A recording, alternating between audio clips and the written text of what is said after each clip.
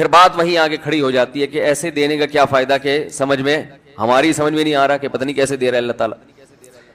تو یاد رکھیں اللہ تعالیٰ کے دینے کا انداز تھوڑا مختلف ہے. وہ کیا ہے؟ بعض مرتبہ جو چیز مانگ رہے ہوتے ہیں اللہ وہی چیز آپ کو دے دیتا ہے. اور ایسا بھی ہوتا ہے, ہمیشہ ایسا تو نہیں ہوا ہوگا کہ جو چیز مانگی اور نہیں ملی ہو. کئی بار ایسا ہوا ہے کہ جو مانگا وہ اللہ نے دے دیا, فوراً مسئلہ حل ہو گیا. بعض دفعہ بلکہ اس سے بھی پہلے کا اسٹیپ, بسا اوقات تو آپ دعا مانگ ہی نہیں رہے ہوتے, آپ اس کو دعا سمجھ رہے ہوتے ہو, لہذا اس میں وہ جان ہوتی نہیں ہے, تو قبولیت کا پھر سوال ہی پیدا نہیں ہوتا. آپ دعا پڑھ رہے ہوتے ہو, مانگ رہے نہیں ہوتے.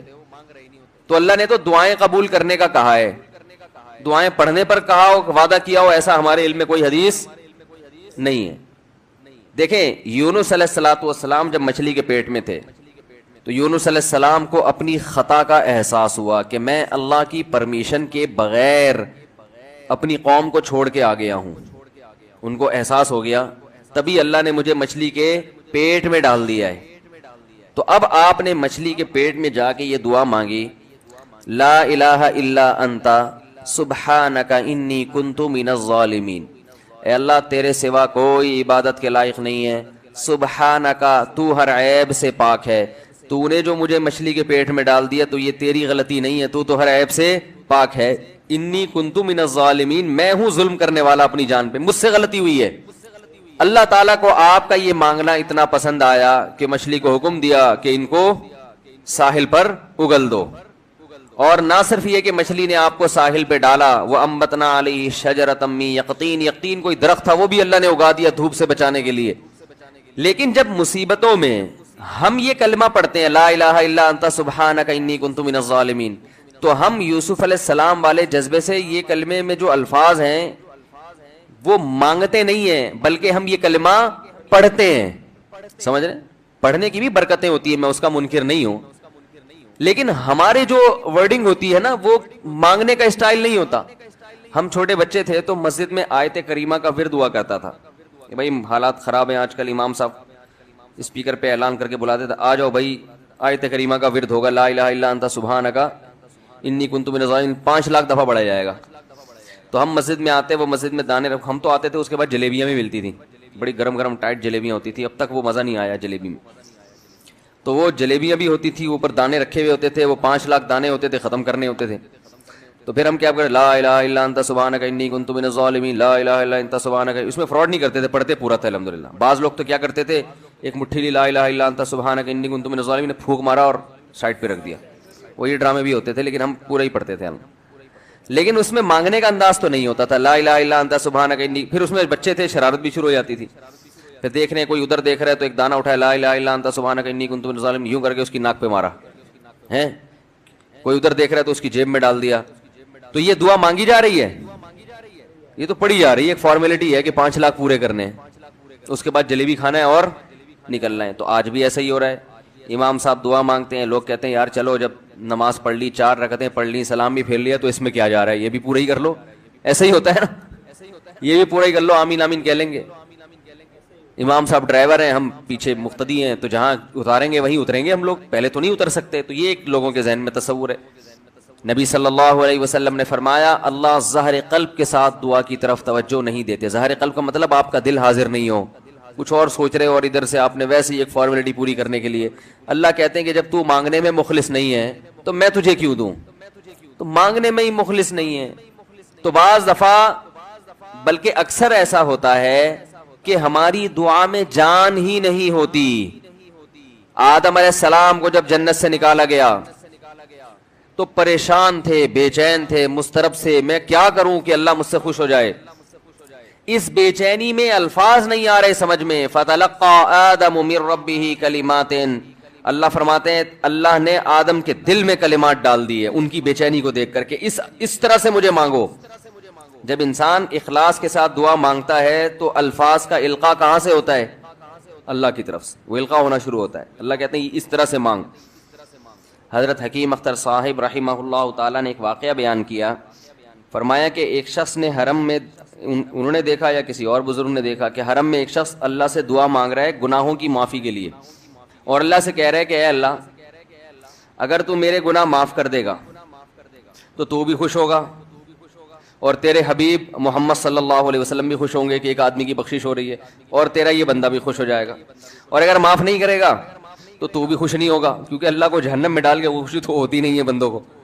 اور تیرے حبیب محمد صلی اللہ علیہ وسلم کو پتہ چلے گا, وہ بھی خوش نہیں ہوں گے, اور میں بھی خوش نہیں ہوں گا. شیطان خوش ہوگا جو تیرا دشمن ہے. اب خود سوچ لے, تو اپنے دشمنوں کو خوش کرنا چاہتا ہے, یہ اتنے سارے ہیں بھائی, اتنے سارے دوست ہیں تیرے, ان کو ناراض کر کے تو خوش کس کو کر رہا ہے؟ اپنے تو جو تیرا بھی دشمن ہے, میرا بھی دشمن, اور تیرے حبیب محمد صلی اللہ علیہ وسلم کا بھی دشمن ہے. تو دیکھو کیسے الفاظ ہیں اس کے. تو ایسا کہ بظاہر بخشش کے علاوہ کا آپشن چھوڑا ہی نہیں. کیا خیال ہے؟ حجاج ابن یوسف بڑا ظالم تھا, بڑا ظالم. موت کا جب وقت آیا, تھے یہ لوگ ایمان والے, چاہے ظالم تھے, بدعمل تھے, لیکن اللہ پر ایمان بہرحال رکھتے تھے. ان کو پتا تھا کہ میں غلط کر رہا ہوں. جب موت کا وقت آیا تو کہنے لگا کہ اے اللہ, لوگ کہتے ہیں کہ تو مجھے نہیں بخشے گا, لوگ کہتے ہیں کہ میرے جیسے گناہگار کو تو نہیں بخش سکتا. بڑے عجیب الفاظ ہیں, اللہ کی رحمت کو جوش دلا رہا ہے کہ تو ایسا کر کے دکھا دے, یعنی کچھ ایسا کر کے دکھا دے کہ جو تیرے بارے میں لوگ گمان کر رہے ہیں وہ گمان کیا ہو جائے. یہ بالکل ایسے ہے جیسے کوئی بہت بڑا سیٹ ہو, آپ اس سے بہت زیادہ بڑا قرضہ مانگنے کے لیے جائیں جو کہ عام طور پر نہیں ملتا, لیکن آپ اس کو جوش دلا رہے ہو کہ لوگ کہتے ہیں کہ تو اتنا بڑا قرضہ نہیں دے سکتا, تو آج تو اپنی سخاوت دکھا دے کہ میں اتنا بڑا قرضہ بھی دے سکتا ہوں.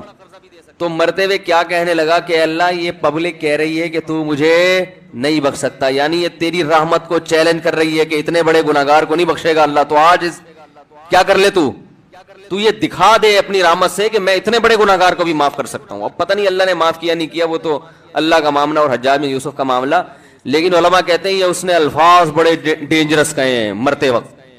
ڈینجرس کا مطلب یعنی دوسرے معنی میں ایسے ہے کہ اس نے اللہ کی عرش کو ہلا دیا ہوگا. اللہ کو مانگنا اتنا پسند ہے. پہلی بات تو یہ ذہن میں رکھیں کہ اس سے بڑی کوئی عبادت نہیں ہے دعا سے, اور دعا سے مشکل کوئی عبادت نہیں ہے. نماز پڑھنا آسان ہے, زکوٰۃ دینا آسان ہے, روزہ رکھنا بھی آسان. سب سے مشکل کام کیا ہے؟ دعا مانگنا.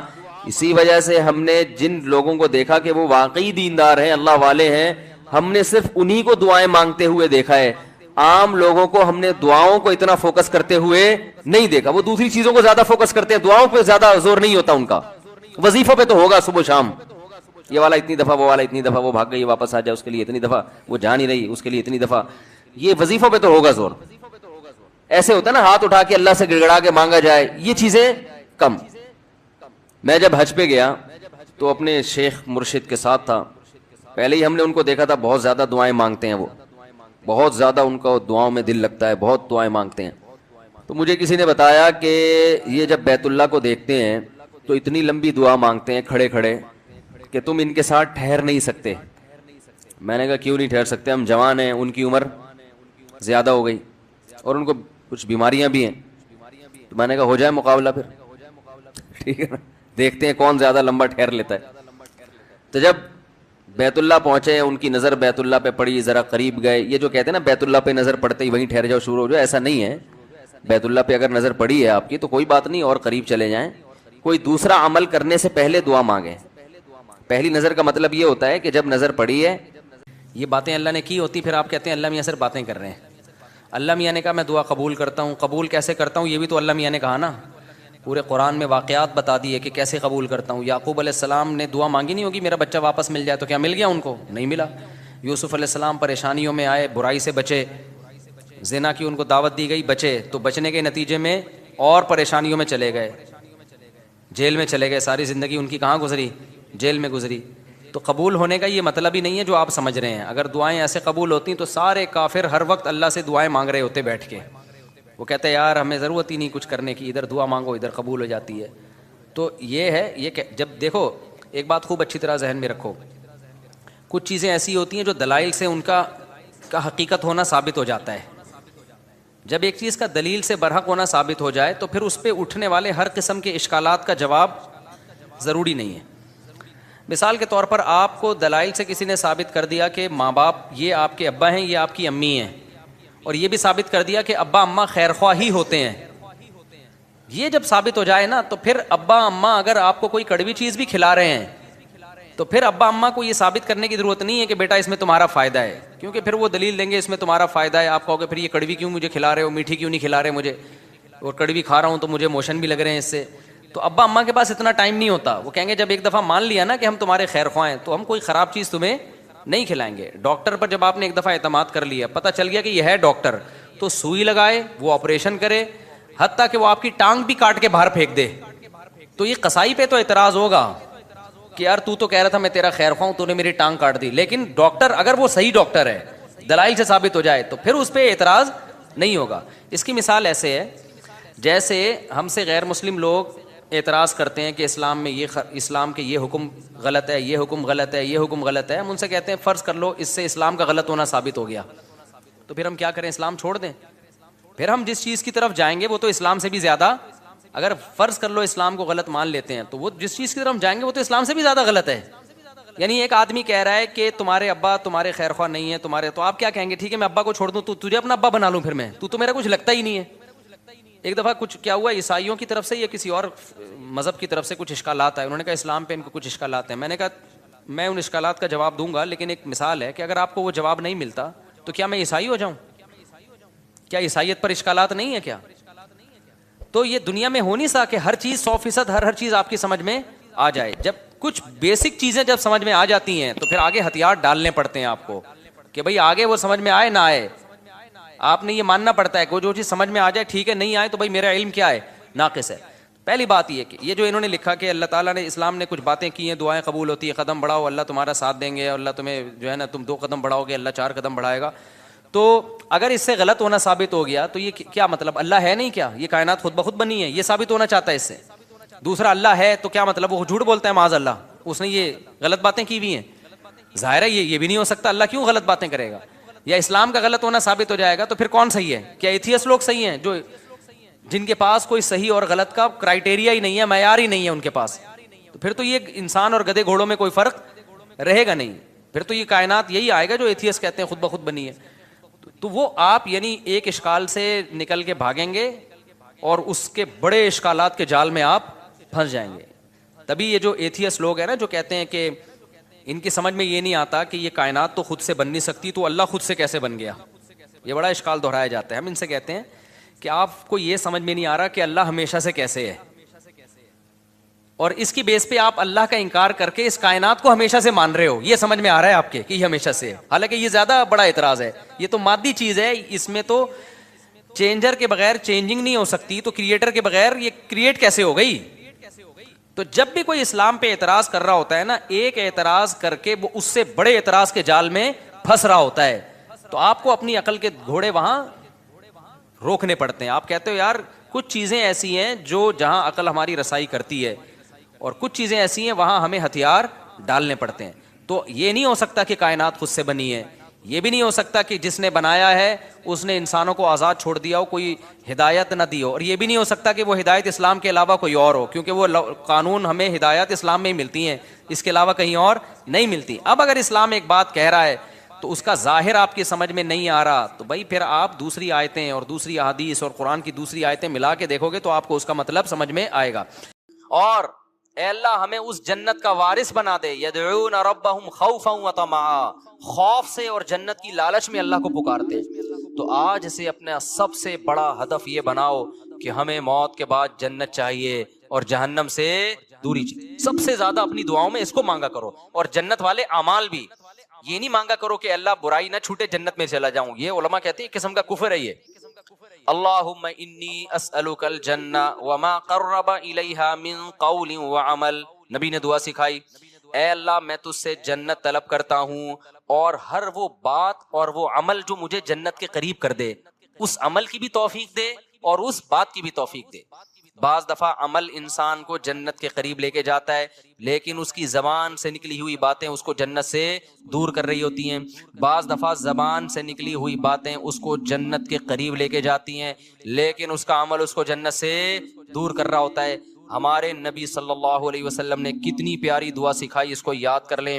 اللہم انی اسألک الجنہ، اے اللہ میں تجھ سے جنت مانگتا ہوں. وما قرب الیہا من قول وعمل، اور ہر وہ قول اور عمل جو مجھے جنت کے قریب لے جائے. ماں باپ کی فرما برداری جنت کے قریب کرتی ہے، ماں باپ کی نافرمانی جنت سے دور کرتی ہے. اور اللہم انی اعوذ بک من النار، اے اللہ میں تیری پناہ میں آتا ہوں جہنم کی آگ سے. وما قرب الیہا من قول وعمل، مجھے ہر اس عمل سے بچا جو مجھے جہنم کے قریب کر دے، اور ہر اس بات سے بچا دو مجھے جہنم کے قریب کر دے. بعض باتیں آدمی کو جہنم میں لے جاتی ہیں، فضول کے تبصرے، لوگوں کے جھوٹے الزامات، غیبتیں، لڑوانے والی باتیں، ادھر کی ادھر ادھر کی ادھر. قرآن کہتا ہے نا وَيْلٌ لِّكُلِّ ہُمَزَةٍ لُمَزَةٍ، ہر وہ شخص جو تانا زنی کرتا ہے اور چغلیاں کر کر کے لڑواتا ہے، کیا جنت میں جائے گا؟ ہوتے ہیں نا دفتروں میں باس کے چمچے ہوتے ہیں کچھ، اس کی شکایت باس کو جا کے، اس کی چغلی اس کو جا کے، اس کی چغلی اس کو جا کے، پورے ادارے کی ایسی کی تیسی. کچھ گھروں میں ہوتی ہیں بعض خواتین جو بیان نہیں سن رہی، اپنے بھائی کو بھابھی کے خلاف، اماں کو بہو کے خلاف. اس قسم کی لیڈیز بھی مارکیٹ میں پائی جاتی ہیں. جب بھائی بہن سے مل کے گھر آئے گا تو بیگم سے پھٹا ہوگا، ویسے ٹھیک ٹھاک زندگی گزار رہے تھے، تو اس کا مطلب ورغلایا کس نے ہے؟ بہن نے. ابے بھائی تو اپنے گھر میں انجوائے کر لائف کو یار، تو ان کے گھر میں جا کے یہ کیوں پڑی رہتی ہے، یوں کی پڑی رہتی ہے، نندیں آتی ہیں نا، وہ جو مرضی کری رہے، یہ تو تیرے میاں کا کام ہے نا، اس کو کیوں جا کے پش کر رہی ہے؟ سست ہونا اتنا برا نہیں ہے جتنا میاں بیوی میں آپس میں لڑائی ہونا برا ہے. بھائی کوشش کرو یار، جیسے تیسے برداشت کر رہے ہیں تو دعائیں دو. ماشاءاللہ بھائی صاحب آپ کتنے اچھے ہیں، آپ کی بیگم ایک ذرا بھی کام نہیں کرتی، مگر آپ پھر بھی الحمدللہ اس سے بہت زیادہ محبت کرتے ہیں، برداشت کرتے ہیں. تو اللہ کرے آپ کو بھی ایسے ہی داماد بھی ایسا ہی ملے. یہ ہونا چاہیے نا. لیکن ہو کیا رہا ہے مارکیٹ میں، جورو کا غلام بنا ہوا ہے، اس طرح کی باتیں ہو رہی ہیں مارکیٹ میں. تو خیر اب مارکیٹ میں تو پتہ نہیں کیا کیا ہو رہا ہے. تو نبی صلی اللہ علیہ وسلم نے فرمایا وما قرب الیہا من قول وعمل، اے اللہ مجھے جہنم کی آگ سے بچا اور ہر اس عمل سے جو مجھے جہنم کے قریب کر دے، اور ہر اس بات سے بھی جو جہنم کے قریب کر دے. یہ دعا ضرور یاد کریں. اسی طرح حدیث میں آتی ہے ایک اور دعا، یہ راتوں کو اٹھ کے مانگنے کی دعائیں ہیں. اللہم ارزقنی حبک، اے اللہ تو مجھے اپنی محبت دے دے. کیسی پیاری دعا ہے، اے اللہ تو مجھے اپنی محبت دے دے. اور وحب من ينفعنی حبہ عندک، اور ہر اس ذات کی محبت میرے دل میں ڈال دے جس سے محبت کی وجہ سے تیری محبت میں اضافہ ہو. جب علماء سے بزرگوں سے محبت ہوگی تو اللہ کی محبت میں کمی ہوگی یا اضافہ ہوگا؟ اور جب فنکاروں سے یا اداکاروں سے اور اس طرح کے لوگوں سے، ناچنے والیوں سے محبت ہوگی تو اللہ کی محبت میں اضافہ ہوگا یا کمی ہوگی؟ کمی ہوگی. اس لیے ایک بات یاد رکھو، علماء کو برا بلا نہ کہا کرو، ابے یہ مولوی ایسے، ابے یہ مولوی. جب بھی انسان کوئی بات زبان پہ نکالتا ہے نا، دل پہ بہت برا اثر پڑتا ہے. آہستہ آہستہ پھر وہ کیا ہو جاتا ہے، بدگمان ہوتے ہوتے دور ہو جاتے ہیں علماء سے. بھائی صحیح، پورا صحیح دنیا میں کوئی بھی نہیں ہوتا، لیکن جب آپ تبصرے کرنا شروع کرتے ہو نا ایسے، یہ بڑے ڈینجرس تبصرے ہوتے ہیں. ہمارے نبی صلی اللہ علیہ وسلم نے ہر شخص کو معاف کیا ہے، لیکن جنہوں نے نبی کی گستاخیاں کی ہیں نا، ان میں سے اکثر کو معاف نہیں کیا آپ نے.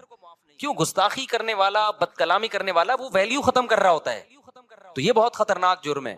تو نبی صلی اللہ علیہ وسلم نے دعا سکھائی وحب من ينفعنی حبہ عندک اللہم فکما رزقتنی مما احب، اے اللہ تو نے جو مجھے میری محبوب چیزیں دنیا میں دے رکھی ہیں. آدمی اپنی محبوب چیزوں کے ملنے سے اللہ کے قریب ہوتا ہے یا دور ہوتا ہے؟ دور ہوتا ہے عام طور پہ، کیونکہ ان میں پڑھ کے اللہ کو بھول جاتا ہے. تو اللہ فجعلہ قوۃ لی فیما تحب، ان محبوب چیزوں کو اپنی محبت کا ذریعہ بنا دے. آئی بات سمجھ میں؟ بعض دفعہ محبوب چیز ملنے سے وہ محبوب چیز آپ کے ساتھ اللہ کی محبت میں تعاون کا ذریعہ، جیسے پیسہ نہیں تھا، پیسہ محبوب ہے، مل گیا تو عام طور پہ پیسہ مل کے اللہ سے دور، لیکن اے اللہ مجھے ملے تو میں تیرے سے دور ہونے کے بجائے کیا ہو جاؤں. بعض خوش قسمت ایسے بھی ہوتے ہیں، غریب تھے تو اللہ سے دور تھے، پیسہ آیا تو اللہ کے قریب ہو گئے، خیرات صدقات بڑھ گئے. تو مجھے میری محبوب چیزیں جو ملی ہوئی ہیں، اے اللہ وہ ان اعمال میں ترقی کا ذریعہ بنا دے جو تجھے محبوب ہیں، جو عمل. وما زویت عنی مما احب، اے اللہ کچھ چیزیں ایسی ہیں جو مجھے محبوب ہیں لیکن تیرے علم ہے کہ وہ مجھے ملیں گی نہیں، تو ان کا نہ ملنا ان اعمال میں ترقی کا ذریعہ بنا دے جو تجھے محبوب ہیں. بعض دفعہ نہ ملتا ہے، انسان کو غم ہوتا ہے اور اس غم میں وہ اللہ کو یاد کر لیتا ہے اور اللہ کی محبت میں ترقی کا ذریعہ بن جاتی ہے چیز. خلاصہ یہ نکلا اپنی محبت چاہیے اور جیسے تیسے ہو تیری محبت ہی چاہیے بس, اور کچھ نہیں چاہیے ہمیں. نہیں یاری بات میرا خیال ہے سمجھ میں. تو یہ دعائیں مانگا کرو میرے بھائی رات کو اٹھ کے. تو اللہ فرماتے ہیں والذین یقولون ربنا اصرف عنا عذاب جہنم ان عذابها کان غراما انها ساءت مستقرا ومقاما. راتوں کو اٹھ کے اللہ سے دعائیں مانگتے ہیں. والذین اذا انفقوا, یہ وہ لوگ ہیں جب خرچ کرتے ہیں, لم یسرفوا, نہ اپنی آمدن سے زیادہ خرچ کرتے ہیں کہ دوسروں سے کل بھیک مانگے, ولم یقتروا, اور نہ کنجوسی کرتے ہیں کہ خرچی نہ کریں. صدقات و خیرات بھی کرتے ہیں لیکن اپنی چادر دیکھ کے. وکان بین ذالک قواما, مسلمان نہ کنجوس ہوتا ہے اور نہ اسراف کرنے والا ہوتا ہے, سخی ہوتا ہے لیکن اتنا سخی نہیں کہ کل لوگوں سے بھیک مانگے, یہ ناجائز ہے. وکان بین ذالک قواما والذین لا يدعون مع اللہ الہا آخر, یہ وہ لوگ ہیں جو اپنی دعاؤں میں اللہ کے سوا کبھی کسی کو نہیں پکارتے. ساری زندگی صرف یا اللہ مدد, ایاک نعبد, صرف تیری عبادت. شیخ سدیس مجھے یاد ہے 99 کی بات ہے, 97-98 میں حرم میں جو ان کی ختم قرآن کی دعا ہوئی تھی نا, بڑی پیاری دعا ہوئی تھی, بہت اب بھی بہت اچھی ہوتی ہے, وہ تو بڑی خاندانی تھی. اس میں ان کے الفاظ مجھے یاد ہیں, بڑے پیارے لگے وہ. لیس فی الوجود رب سواک فیرضا, اے اللہ اس کائنات میں کوئی ایسا رب نہیں ہے تیرے علاوہ جس کو ہم راضی کرنے کی کوشش کریں, جس کی رضا ہمارے لیے بہت زیادہ ضروری ہو. بہت سے لوگوں کو راضی کرنا بہت ضروری ہے, اتنا نہیں جتنا تجھے راضی کرنا ضروری. تیرے علاوہ کوئی ایسا رب ہی نہیں ہے. لیس فی الوجود رب سواک فیخشا, تیرے سوا کوئی ایسا معبود نہیں ہے, رب نہیں ہے جس سے ڈرا جائے. ہے ہی نہیں کوئی بھائی اتنا ڈرا جائے جس سے جتنا کس سے ڈرا جاتا ہے, تجھ سے.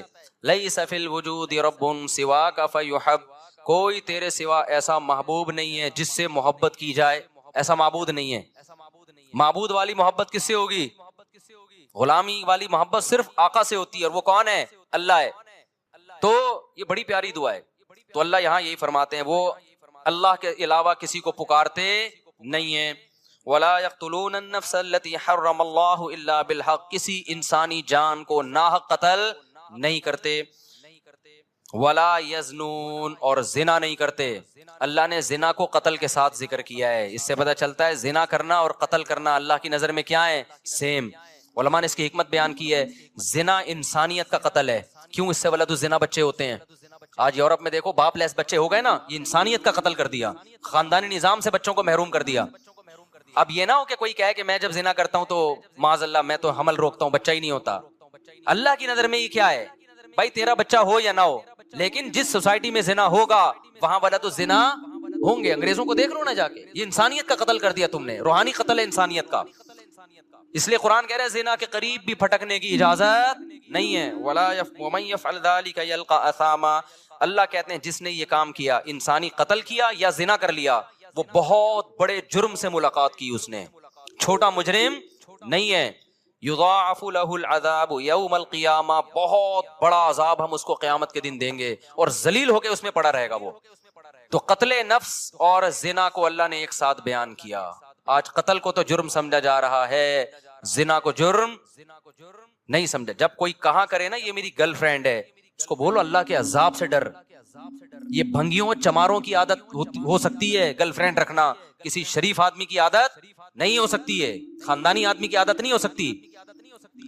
فخر سے بتا رہے ہوتی میری گرل فرینڈ ہے, میری گرل فرینڈ. انٹرویو آ رہے ہیں, بھائی کیوں پروموٹ کر رہے ہو اس چیز کو؟ بولے کوئی بھنگی ہے, زنا کر رہا ہے, صاف صاف یہ بولنا تو نے گرل فرینڈ رکھی ہوئی ہے, کیا لگتی ہے تیری ہے؟ تیرے باپ کو بھی چاہیے تھا کہ گرل فرینڈ رکھ لیتا, پھر تو پیدا ہو جاتا اس سے ولد الزنا اور حرامی پیدا ہو جاتا. تو یہ حرکتیں کیوں کر رہا ہے؟ یہ لیونگ ریلیشن انڈیا میں ہندوؤں کے کام ہو سکتے ہیں, یا امریکن کے کام ہو سکتے ہیں, یورپین کے کام ہو سکتے ہیں, وہ ان کے کام ہے, ان کو نہیں چھیڑو آپ. مسلمان اس گندگی کے برداشت نہیں. لیونگ ریلیشن گدے گھوڑے کے ہو سکتے ہیں, گدی گھوڑی کے, گدھا گدی کے ساتھ لیونگ ریلیشن کرے, گھوڑا گھوڑی کے ساتھ. نکاح کرنا انسانوں کا کام ہے, زنا کرنا گدے گھوڑوں کا کام ہے. آپ کے پاس دو لائف سٹائل ہے, گدے گھوڑوں والا اور ایک انسانوں والا, پیغمبروں والا. پیغمبر اپنے گھروں سے بچیاں رخصت کرتے ہیں شادی کے لیے, اس کے علاوہ پیغمبر نے اپنے گھر سے بچی کبھی رخصت نہیں کی ہے. اپنی بیٹیوں کو گھر سے شادی کے لیے رخصت کرو, بوائے فرینڈ کے ساتھ جانے مت دو اس کو, نہ خود گرل فرینڈ رکھو. پیغمبروں کے گھروں میں عورتیں آئی ہیں معاذ اللہ نقل کفر, کیا دوست بن کے آئی ہیں؟ بیویاں بن کے آئی ہیں. آپ کے گھر میں عورت بیوی بن کے آئے گی, آپ کی بہن بیٹی گھر سے کسی کی بیوی بن کے نکلے گی. اس کے علاوہ تمام راستے کیا ہیں؟ بھنگیوں, چماروں والے, گدے, گھوڑوں, کتوں والے راستے ہیں. کوئی بولا کرے نا, دیکھو اللہ کی خاطر غصہ کرنا, اللہ کی خاطر نفرت کا اظہار کرنا, یہ بھی ضروری ہے. حدیث میں جہاں یہ آتا ہے کہ اللہ کی خاطر محبت کرو, وہاں اللہ کی خاطر نفرت بھی ہے. اپنے ذرا سے معاملات میں ایسے